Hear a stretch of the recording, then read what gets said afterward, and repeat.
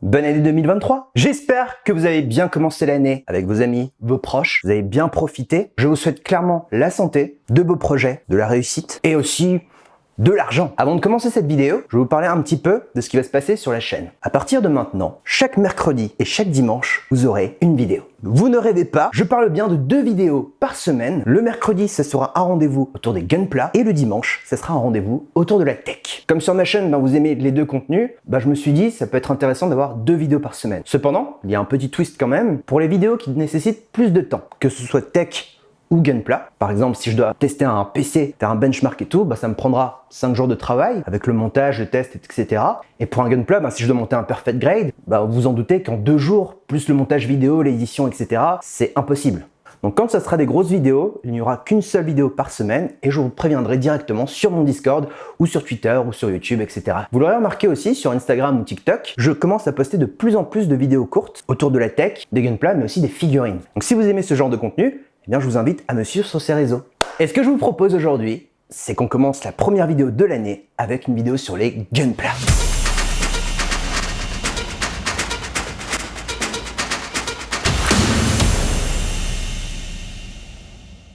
Alors c'est un gunpla que j'apprécie particulièrement parce que c'est le premier gunpla que je monte avec ma copine. Alors il faut savoir que ce gunpla n'était pas dédié à une vidéo à la base. Mais quand on l'a réalisé avec ma copine, en fait, on était hyper surpris du résultat. Pour un high grade, c'est vraiment hyper stylé. Et en fait, je me suis dit, pourquoi ne pas présenter tout simplement des reviews de gunpla que j'ai kiffé et que je vous le partage en vidéo. Du coup, c'est mon premier test de gunpla, mon premier retour d'expérience sur un gunpla. Et si jamais ce format vous plaît, n'hésitez pas à me le faire savoir en commentaire. On va commencer par un des points, celui qui m'a le plus surpris, c'est le design de ce gunpla. Le RX9C, c'est un gunpla qui mesure environ 15 cm dans son format high grade. Et la première chose qui frappe, c'est littéralement son niveau de détail pour un high grade. Pour rappel, la particularité des high grade, ils sont simples à monter, pour la plupart peu onéreux, c'est le cas pour celui-ci. Ils n'ont pas de squelette interne comme un real grade ou un master grade, et de base, ils n'ont pas trop de détails. Sauf que celui-ci, je trouve qu'il a énormément de détails. Et ça, c'est dû à plein de petites choses très intéressantes. En fait, c'est un peu comme un ramen. À l'intérieur, tu as le bouillon, tu as les nouilles, tu as des légumes, tu as de la viande, etc., etc.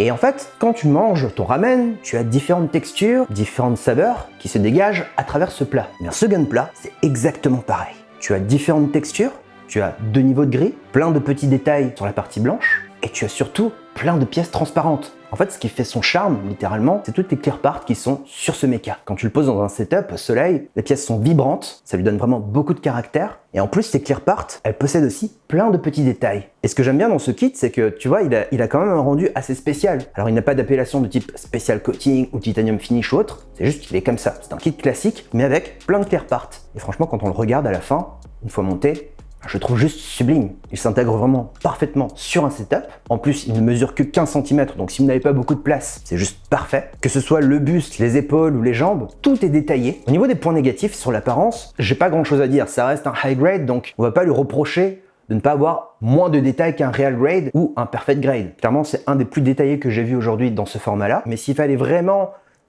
pinailler, je dirais que la tête, c'est celle qui a le moins de détails avec le backpack. Maintenant, on va parler construction. Alors au niveau du montage, il y a très peu de grappes. C'est ce qu'on a en général sur la plupart des gunpla en high grade. Le montage était simple, rapide. On a mis quoi? On a mis à peu près à 2 le temps de lui expliquer et tout.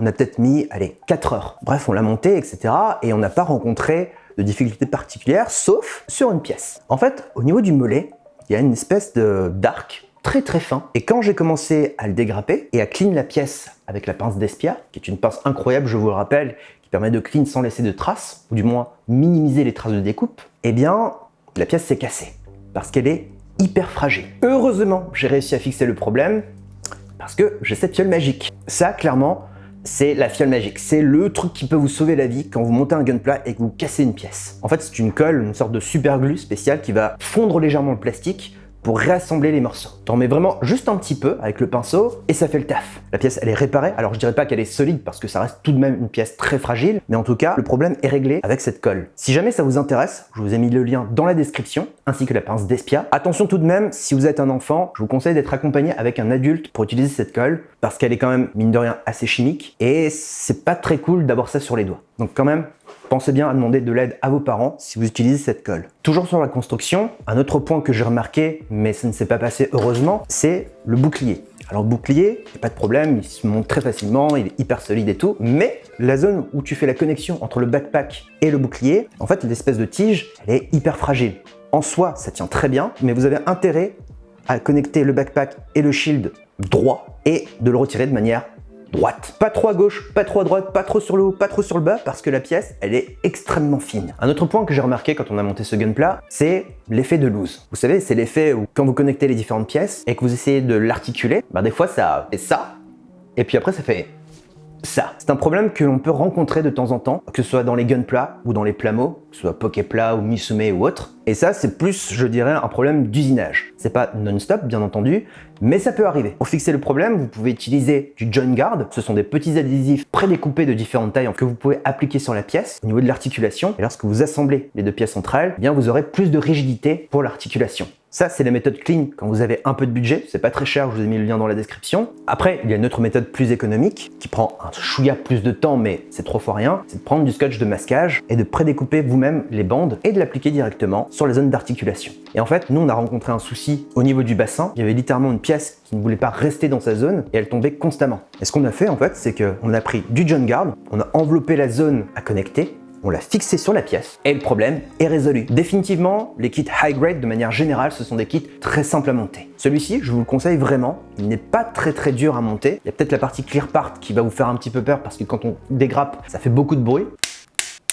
Mais en soi, ce kit est vraiment très simple à monter. Et en plus, il est beau et il se prête bien au posing. Et c'est ce que nous allons développer maintenant. Le posing, pour rappel, c'est de définir la posture d'un gunpla ou d'un personnage ou autre. Et pour avoir un bon posing, en général, ce qu'il faut, c'est plein de points d'articulation. Les points d'articulation sur les formats high grade, faut savoir que c'est assez réduit. Sur ce kit, il y en a, pas à foison comme un real grade ou comme le high new, qui est un des kits qui a le plus de points d'articulation aujourd'hui, mais ça fait le taf. La tête s'articule sans problème. Au niveau des bras, que ce soit le poing, l'avant-bras, le bras ou l'épaulette, ça pivote. Le buste, lui, ne possède qu'une seule articulation, qui est amplement suffisante pour faire du posing de qualité. Et au niveau du bassin, on peut lui faire une zumba sans problème. On peut l'incliner à gauche ou à droite, avancer son ventre, reculer son ventre sans trop de problème. Et pour les jambes, eh bien ça reste basique. Lorsque l'on plie le genou, il n'y a pas X mécanismes qui s'activent comme un real grade, un perfect grade ou un master grade. C'est basique, c'est du high grade. Cependant, on peut rentrer les jambes vers l'intérieur ou vers l'extérieur, qui est un point quand même très important lorsqu'on veut faire tenir tout simplement debout le mecha avec style. Pareil pour les petons, même s'il n'y a pas de zone d'articulation pour plier le pied, on peut quand même prendre le tout et le reculer pour apporter par exemple un côté aérien ou autre. Et tous ces points d'articulation, en vrai, ça fait largement le taf. On peut lui faire des poses à la Bruce Lee où il donne un coup de pied, on peut le faire flotter dans les airs, on peut lui donner des poses un peu incongrues. Par exemple, là j'ai décidé qu'il fait son petit besoin, et en vrai quand on le pose avec d'autres gunpla de différents grades, rien à envier aux autres grades. C'est du high grade, il est détaillé, on peut lui faire plein de postures, il a clairement du flow. Pour moi, ça reste vraiment une très belle surprise. En fait, pour ce premier test, c'est difficile de lui reprocher des choses qu'on ne lui demande pas. C'est un format AG, donc on ne lui demande pas forcément 1 milliard de points d'articulation, on ne lui demande pas d'être hyper détaillé, sauf que là, c'est le cas. Et si vous avez bien regardé ma vidéo, les 3 gunpla que je vous ai affichés, ils n'ont pas de panel line ni même de decals pour accentuer les détails. Pourquoi j'ai fait ça? Je pense que vous vous en doutez, c'est parce que je vais les customiser. Je sais que j'en avais déjà parlé il y a quelques mois, comme quoi j'allais me lancer dans la customisation. Je ne l'ai toujours pas fait pour une seule et bonne raison, et je vais vous dire la vérité, c'est parce que j'ai peur. J'en avais déjà fait un à l'époque, mais c'était pas très ouf. Cette année, j'ai dit ok, il va falloir que je me lance, je vais tester, et je vais vous partager ça en vidéo prochainement.